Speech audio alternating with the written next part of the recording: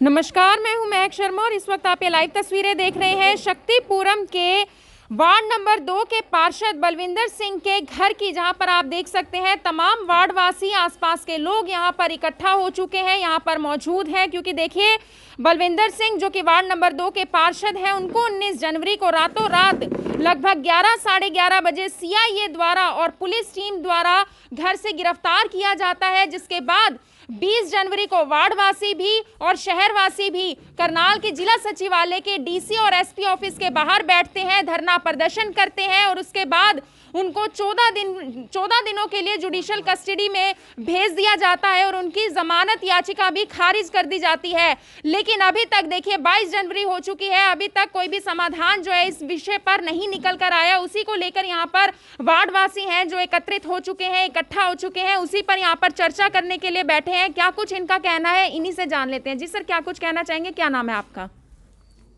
मैं हरविंदर सिंह।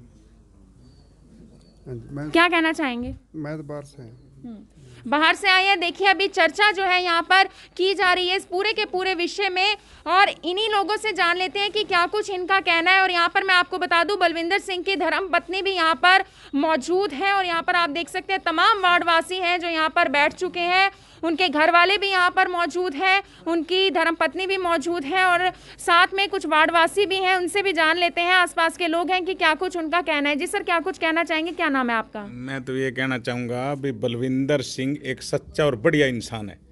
बलविंदर सिंह ने ऐसा कुछ नहीं कर दिया था कि रात को उसको उठाना पड़ा। बलविंदर सिंह ने आज तक वार्ड की सेवा की है, भाइयों की यारों का यार है वो। ऐसा कोई क्रिमिनल नहीं या कोई उसने मर्डर नहीं कर दिया था भी रात को उसको उठा के और थाने में ढकना पड़े। इसकी हम घोर निंदा करते हैं। 11 साढ़े 11 का समय था जब उनको लेकर जाया गया यहाँ से। बिल्कुल इसकी हम निंदा करते हैं। ये कोई अच्छा काम नहीं है सरकार का। सरकार का चाहिए सबको एक साथ लेके चलना। अगर उससे मान लो ये कर रहे हैं, उसका किसी का नुकसान हो रहा है, अगर वार्ड ने किसी को चुना है, वोटों से चुना गया, वो कैंडिडेट है, कोई वो किसी का भिखारी नहीं है, कोई भीख मांग के नहीं लिया उसने कुछ, वोटों की आधार पे बना है, उसका हक बनता है अपने वार्ड वासियों की मदद करना। यही बात कहूंगा, जो कुछ किया है उसने, प्रशासन ने उसके साथ अच्छा नहीं किया। सीआईए की टीम पर भी बड़े जो है आरोप लगाए गए हैं, क्योंकि परिवार वालों का यही कहना है, जिस तरीके से वीडियो भी सामने आया था कि परिवार वालों के साथ भी गलत तरीके से व्यवहार किया गया है। उनकी धर्मपत्नी भी इस वक्त मौजूद है, उनसे भी जान लेते हैं कि क्या कुछ उनका कहना है। मैम, क्या कुछ कहना चाहेंगे? 22 जनवरी हो चुकी है, किसी तरीके से कोई बड़ी कार्रवाई जो है नहीं की जा रही, जुडिशियल कस्टडी में बलविंदर सिंह को भेज दिया गया है, उनकी जमानत याचिका को खारिज कर दिया गया है, क्या कुछ कहना चाहेंगे? मैम, अभी तक हमें कोई न्याय नहीं मिला है। जैसे भी वहाँ पे जो भी हुआ, जब हमने पहले अर्जी दी थी, हमारी अर्जी पे सुनवाई नहीं हुई है। उन्होंने 5 बजे शाम को अर्जी दिया तो उनको धक्के से उठा के ले गए जिस तरह, पर अभी तक हमें न्याय नहीं मिला है। हमें न्याय मिलना चाहिए। जो उनकी दरखास्त दी हुई है उस दरखास्त पे रपट लिखनी चाहिए और उसको भी ऐसे ही अंदर करना चाहिए। मैम, वीडियो भी सामने आया था, परिवार वालों पर भी जिस तरीके से परिवार वालों ने आरोप भी लगाए, उनके साथ धक्काशाही भी की गई थी, गलत तरीके से व्यवहार भी उनके साथ किया गया था और ये भी आरोप लगाए गए थे कि जो सीआईए की टीम है वो नशे की हालत में यहाँ पर पहुंची थी घर में। जी हाँ, वो नशे की हालत में, हमारा गेट बंद था, वो दीवार के ऊपर से कूद के आए, उन्होंने हमारे दरवाजे भी तोड़े, उन्होंने हमारा सामान भी तोड़ा और तोड़ फोड़ की, घर के सभी सदस्यों को उन्होंने मारा भी और धक्के से लेके। हमने सिर्फ यही पूछा भी आप सर्च वारंट दिखा दो और ले जाओ, हम कुछ नहीं कहेंगे। तो इस तरीके से गिरफ्तारी को आप क्या मानते हैं कि किस वजह से इस तरीके से गिरफ्तारी की गई? गिरफ्तारी तो आराम से भी की जा सकती थी। नहीं जी, वो तो वहाँ चौकी इंचार्ज का फोन भी आया था, बोलो जी, वो बोले जी आपके ऊपर ये एफआईआर हुई है और हम आपको भी कहीं ना कहीं प्रशासन का बहुत ज्यादा दबाव था। 10 बजे का टाइम दिया था तो सर बोले मैं 10 बजे क्यों, 9 बजे पहुंच जाऊंगा। उसके बाद भी उन्होंने रात को 11 बजे उठाया जी। प्रशासन का ऊपर से दबाव था कहीं ना कहीं। हाँ जी, लग तो यही रहा है भी प्रशासन का बहुत ज्यादा दबाव था, इसलिए उनको रात को उठाना पड़ा। और दबाव क्या जी, जो डीडीसी के खिलाफ हमने दरखास्त दी थी ना, सब उसी का किया धरा है जी। उसने प्रशासन को ऊपर से दबाव डलवाया और इसलिए रात को बलविंदर सिंह को उठा। फिर उन्होंने रात को 2 बजे ये भी उनको हमें सुनने में आया कि आप हमसे कॉम्प्रोमाइज कर लो और हम आपका केस उठा लेते हैं, आप हमारा केस उठा लो। हाँ जी, समझौते के लिए भी देखिए यहाँ पर बात की गई और सबसे बड़ा अहम सवाल जो आकर खड़ा हो जाता है वो यही है कि क्या वजह रही कि गिरफ्तारी इतनी जल्दबाजी में करनी पड़ी कि गेट से भी आना मुनासिब नहीं समझा, बल्कि दीवारें लांग कर, ये आप दीवार देख सकते हैं, यहाँ से इन दीवारों से लांग कर सीआईए की टीम को, पुलिस की टीम को आना पड़ा, अंदर जाना पड़ा, घर के अंदर तोड़फोड़ करनी पड़ी, घर की महिलाओं पर हमला करना पड़ा। ये यहाँ पर बड़े और अहम सवाल खड़े होते हैं। यहाँ पर और भी कुछ लोग हैं, उनसे भी जान लेते हैं क्या कुछ उनका कहना है। जी सर, क्या नाम है आपका, क्या कुछ कहना चाहेंगे? जी, मेरा नाम श्याम भाटिया मैम। और ये जो आप पिछले 4 दिन से देख ही रहे हो, पूरा का पूरा प्रशासन किस हिसाब से भाई साहब को पीछे पड़ा हुआ है, सबको समझ आ रहा है। पूरे सीएम सिटी में सबको ये पता चल रहा है कि इंसानियत, एक इंसान को जीना बड़ा मुश्किल है आज के टाइम में, आम आदमी को। और एक मौके का पार्षद, उसको ही इस हालात से अगर घर से उठाया गया तो आम शहर की क्या, जनता की क्या दुर्दशा होगी। और आज डीटीपी का जो बयान आया है, डीटीपी अभी हमने लाइव देखा, वो कह रहे हैं जी उनकी तो छवि ही ऐसी है। मैं उनको बताना चाहता हूँ उनका कार्यकाल कितने समय का हुआ है यहाँ। उनकी छवि ऐसी है तो ये पार्षद के बिना इतना 100 करोड़ का विकास, अगर उनकी छवि ऐसी थी तो ये 100 करोड़ का विकास उनकी ऐसी छवि के कारण से थोड़ा ना हुआ है, उनकी मेहनत के कारण से हुआ है, उनके प्रयासों से हुआ है।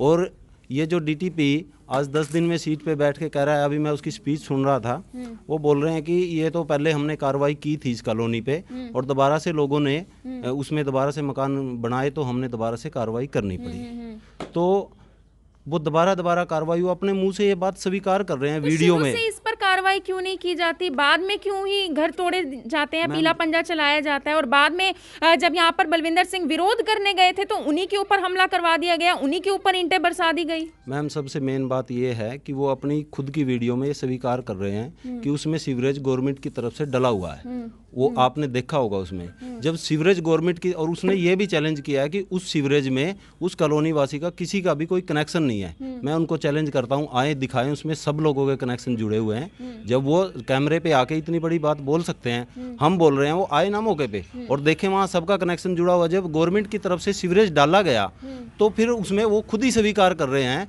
गवर्नमेंट की तरफ से वहाँ पे कनेक्शन दिए गए, बिजली के, लाइट के पोल लगाए गए, तो उसमें अलीगल क्या बचा हुआ है? तो एक आदमी की, हमें ये लगता है कि सिर्फ प्रशासन एक तरफ की कार्रवाई कर रहा है और इसके सिवाय कुछ नहीं है। और थोड़ा इनको भी ये सोचना चाहिए, सत्ता में हर इंसान होता है, आज सत्ता में, कल विपक्ष में भी होंगे, किसी के साथ इतनी जाति नहीं होनी चाहिए। देखिए, जनप्रतिनिधि वो होता है जिसको जनता अपनी मर्जी से चुनती है, जो कि जनता की आवाज उठाने के लिए चुना जाता है, जनता की आवाज उठाने के लिए। लेकिन यहाँ पर जनता की आवाज तो क्या, जो यहाँ के पार्षद हैं, वार्ड नंबर 2 के पार्षद हैं बलविंदर सिंह, उन्हीं की आवाज को यहाँ पर दबा दिया गया है। और भी कुछ लोग हैं, उनसे भी जानना चाहेंगे कि क्या कुछ उनका कहना है। तो यहाँ पर जान लेते हैं, और भी वार्डवासी हैं, उनसे जान लेते हैं, आसपास के लोग, क्योंकि यहाँ पर इकट्ठा हो चुके हैं इस पूरे के पूरे विषय पर चर्चा करने के लिए, क्योंकि किसी भी तरीके का अब तक कोई भी न्याय इन लोगों को नहीं मिल पाया है। जी सर, क्या नाम है आपका, क्या कुछ कहना चाहेंगे? सिंह मेरा नाम है। मैं तो आपकी मीडिया के जरिए से ये पूछना चाहता हूँ, बलविंदर सिंह ने ऐसा क्या क्राइम कर दिया था कि रात के 11 बजे इनको 20-25 बंदों को आके एकदम द्वार फांद के अंदर जबरदस्ती घर वालों को मारपीट करके ले जाना पड़ा? जब शाम को 6 बजे एसएचओ का फोन आता है, जो सेक्टर 32 का, भी आप हमारे पास को पेश होना पड़ेगा, तो इन्होंने कहा ठीक है, आप मेरे को अभी बुलाओ, या सुबह 10 बजे बुलाओ, मैं आने के लिए तैयार हूँ। जब बलविंदर सिंह जाने के लिए तैयार है तो फिर इसकी जबरदस्ती से रात को घर से क्यों उठा के ले, क्या मर्डर कर रखा था क्या? उसका तो कसूर यही था ना। जब कॉलोनी तोड़ने गए तो वहाँ कॉलोनी वासियों ने फोन किया, तो एक ये वार्ड का एमसी है, इसको वहां जाना पड़ेगा, आगे जाकर खड़े हो गए थे, उन्होंने रोका भी, आप गरीबों के मकान क्यों तोड़ते हो? उन्होंने रिक्वेस्ट भी की डीटीपीओ विक्रम से, जो आज लाइव होके बोल रहा था ऊट पटांग, भी भाई साहब, अगर आपने, चलो आपको प्रशासन ने भेजा है तो आप जी सड़कें हैं ये पाड़ लो, जो नीम है ये पाड़ लो, गरीबों के मकान मत तोड़ो, यही रिक्वेस्ट की थी। उसके बाद उन्होंने गरीबों लोगों को भड़काया भी, जे एमसी ने ही जेसीबी भेजी है, बल्कि लोगों को भड़का के उन्होंने पत्थर भी चलवाए डीटीपीओ विक्रम ने, जिसमें बलविंदर सिंह के 2 पत्थर लगे भी हैं, यहाँ पे आप देख भी सकते हो। तो आज वो ऑनलाइन वो के बोल रहा था जी ये इसका काम ही है लड़ाई करना। मैं उसको ये पूछता हूँ, इसकी ओछी मानसिकता है भी वो तो गरीबों के मकान बचाने के लिए गया है, तू गरीबों के मकान तोड़ रहा है, वो उसका काम छवि खराब है या तेरी छवि खराब है? कहीं ना कहीं अपनी लाइन क्लियर करने की बात यहाँ पर लग रही है। बिल्कुल, वो अपने आप को आज ऑनलाइन होके वो बोल रहा था कि मैंने ये सही किया है। सही कहाँ किया? अगर जब जिस दिन ये कॉलोनी बसी थी, सड़कें बनी हैं, यहाँ रजिस्ट्रियाँ हुई है, मीटर लगे हैं, सीवरेज डले हैं, उस टाइम ये DTPO कहाँ गया था? उस टाइम इसने क्यों नहीं रजिस्ट्री रोकी? आज जब कॉलोनी बस चुकी है, आज इसको तोड़ने के लिए आया है। और जब मान लो एक हमने भी दरखास्त दे रखी है, इस DTPO ने वहाँ जाके जाति सूचक वाल्मीकि बस्ती है सारी, जाति सूचक शब्द बोले अभद्र थे, कमेंट्स भी किए गए हैं वहाँ comments पर। किए थे उसने अभी वो केस भी चल रहा है। हमने पहले 3 बजे जाके, वो वाल्मीकि समाज ने भी, एक बलविंदर सिंह ने 2 दरखास्त दे रखी हैं। 3 बजे हम दे के आते हैं, उस कार्रवाई पे अभी तक FRI नहीं हुई, लेकिन उसके 3 घंटे बाद जो DTPO ने FRI कटवाई थी, दरखास्त दी थी, उस पर 3 घंटे बाद प्रशासन ने कार्रवाई करा के रातों रात उठवा लिया। तो हमें आपके मीडिया के जरिए से यही कहते हैं, जो हमने दरखास्त दे रखी है उसकी भी FRI कटनी चाहिए और DTPO के ऊपर भी कार्रवाई होनी चाहिए। प्रशासन को सिर्फ एक तरफ लेके नहीं चलना चाहिए, दोनों तरफ देखना चाहिए। जो MC साहब वार्ड के 17,000 वोटों के चुने हुए नुमाइंदे हैं, जो एक आम नागरिक नहीं है। जब उनके MC साहब का ये एक 17,000 वोटों चुने हुए का ये हाल है, तो एक आम नागरिक का क्या हाल होगा? यहाँ पर आप देख सकते हैं, अगर वार्ड के पार्षद का ये हाल किया जा सकता है तो आम जनता का क्या हाल किया जा सकता है। अगर प्रशासन के ऊपर दबाव आए तो आप ये अंदाजा खुद लगा सकते हैं। क्या कुछ और भी वार्डवासी हैं, उनसे भी जानना चाहेंगे क्या कुछ उनका कहना है। जी सर, क्या कुछ कहना चाहेंगे? क्या नाम है आपका? रामेश्वरा जी।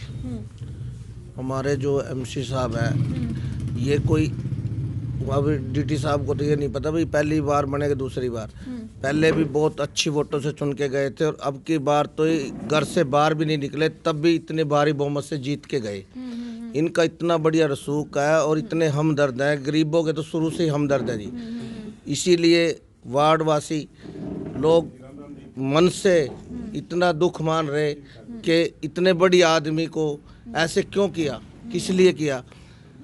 अगर कोई गलती है तो दोनों बैठ के करते ना, वहाँ गलती निकालो, सरकार भी निकाले, ये जो अफसर हैं ये भी गलत आदमी को गलत करेंगे ना। अब सही आदमी को तो ऐसे पकड़ लिया जैसे पता नहीं क्या हो गया, और जो गलत आदमी है, जो गरीबों को मकान तोड़ रहा है, किसी ने बेचारे कर्जा लिया, किसी ने, अब वो मकान वाले हमने सुना था भाई मैंने तो कर्जा लिया था, अपने जेवर बेचे थे, तब चदरें डाली थी और उसके लिए इतना नाजायज कर रहे थे। और हमारे MC साहब गए वहाँ, उसको मकान उसका बचाने के लिए, भी गरीब बच्चे हैं अपने मकान में रहेंगे, और उसका ये नतीजा हुआ भाई, हमदर्दी का ये नतीजा मिला MC साहब को। क्या ऐसा होना चाहिए था? क्या सरकार या अफसर को ऐसा करना चाहिए था? एक तरफ से तो सरकार कहती है बेटी पढ़ाओ और बेटी बचाओ, और एक तरफ से बेटियों के साथ घर में घुस के ये काम किया। कौन सी अच्छी बात है? अब उस सरकार को देखना चाहिए ना, बेटियों को बचाना चाहिए या पीटना चाहिए। ये देखिए, बेटियों को बचाना चाहिए या पीटना चाहिए, क्योंकि दीवार लांघ कर जब CIA की टीम यहाँ पर आई तो घर वालों के साथ भी बदतमीजी की, जिसमें इनकी औरतें भी शामिल थी और घर की बच्चियां भी शामिल थी। बलविंदर सिंह की बेटी भी यहाँ पर मौजूद है, उनसे भी जान लेते हैं क्या कुछ उनका कहना है। क्या कुछ कहना चाहेंगे? न्याय अब तक आप लोगों को नहीं मिला है, जमानत याचिका खारिज कर दी गई है, क्या कुछ कहना चाहेंगे? मैं सिर्फ एक ही सवाल पूछना चाहती हूँ कि जब गरीबों को मदद चाहिए थी तो उनके इलेक्टिव रिप्रेजेंटेटिव गए थे, पर जब इलेक्टिव रिप्रेजेंटेटिव को मदद चाहिए तो हम कहाँ जाएं गुहार लाने? हमने SP के ऑफिस में गए, हमें वहाँ कोई न्याय नहीं मिला। हम DC के पास गए रात के 2 बजे, उन्होंने दरवाज़ा ही नहीं खोला। तो हम जाए तो जाए कहाँ? MLA यहाँ है नहीं, वो CM है तो वो चंडीगढ़ में है। तो बस मैं एक ही क्वेश्चन पूछना चाहूँगी, हमें जब मदद की ज़रूरत है तो हम कहाँ गुहार लगाएं? कुछ अपील भी करना चाहेंगे? मैं अपील यही करना चाहती हूँ कि सब प्लीज़ सपोर्ट में आए। जैसे मेरे पापा ने अच्छी सोच के साथ गए थे कि मैं गरीबों की मदद करूंगा, वैसी ही सोच के साथ आए कि वो हमारी मदद करें, हमें अभी मदद की ज़रूरत है। ये देखिए, परिवार वाले हैं, काफ़ी इमोशनल हो चुके हैं और यहाँ पर गुहार लगाते हुए नजर आ रहे हैं कि अब आखिर वो जाएं तो जाए कहाँ, क्योंकि जनता आती है जनप्रतिनिधि के पास, वार्ड के पार्षद के पास, लेकिन अगर वार्ड के पार्षद के ऊपर ही इतनी बड़ी मुसीबत आ जाएगी तो घर वाले, परिवार वाले आखिर कहाँ जाएंगे? क्योंकि यहाँ पर बड़ा मामला ये इसलिए बन जाता है क्योंकि करनाल के SP DC से भी इन्होंने बातचीत करने की कोशिश कोशिश की, लेकिन कोई भी आश्वासन तो छोड़िए, बातचीत करने का भी मौका नहीं मिल पाया है। आप सभी लोगों से भी यही अपील रहेगी कि इस खबर को ज़्यादा से ज़्यादा शेयर ज़रूर करें और इनकी फैमिली को भी सपोर्ट करें, क्योंकि आसपास के लोग हैं वार्ड के, वो भी यहाँ पर आए हैं। आप सभी लोगों से अपील है, इस खबर को साथ के साथ शेयर ज़रूर करें। आप देख रहे हैं IBN 24, मैं हूँ आप सभी के साथ महक शर्मा, अपने सहयोगी रिंकू कौशिक के साथ। करनाल के शक्तिपुरम की तस्वीरें, और इन तस्वीरों को जितना ज़्यादा हो सके शेयर ज़रूर करें। धन्यवाद।